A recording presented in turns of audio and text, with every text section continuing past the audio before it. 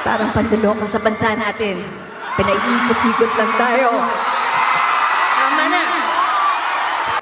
Di naman po lingid sa kalaman natin na napakaraming nangyayaring kaguluhan,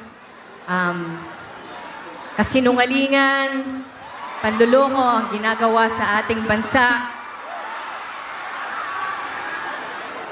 Let us all be reminded na kayo, I don't want to put the pressure on you, ang ating mga kabataan, kayo ang pag-asa ng ating bansa, ng ating bayan.